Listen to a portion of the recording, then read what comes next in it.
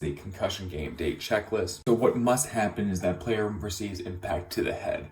And then either two of these must also happen. So either the player exhibits or reports symptoms or signs suggestive of a concussion or a stinger. Once again, the symptoms or signs include those physical changes like headache, dizziness, balance, vision changes, mental changes, maybe slowing down, not thinking clearly, or the ATC, which is your athletic trainer, booth ATC, team physician, an NFL official, coach, teammate, or UNC, which is your unaffiliated neurotrauma consultant, initiates the protocol. If either two of these three happen, then the player is immediately removed to the sideline or stabilized on the field as needed. So what goes on at the sideline? So they remove the helmet, the team physician or the neurotrauma consultant perform a sideline survey. Here they review the history of the event, the signs and symptoms that the player is presenting, as well as they go over the Maddox questions. These are 8 standardized memory assessment questions, and they're just for general orientation and are specifically sports related. So whoever is initiating this exam of the player, they're going to also do a focused neurological exam. If any of the elements are positive, inconclusive, or suspicious of concussion, the player is escorted then to the locker room.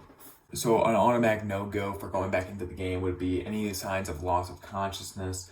This includes a seizure and or fencing posture, which is that involuntary like posture when one arm is outstretched and the other is bent, which typically is shown after that high force blow to the head. Ataxia, which is a neurological sign characterized by a lack of muscle coordination that can affect the balance, gait, speech, and eye movement. Generalized confusion or amnesia, which is the total or partial loss of ability to recall events or learn new information. So if any elements are positive, inclusive, or suspicious of a concussion, the player is then escorted to the locker room.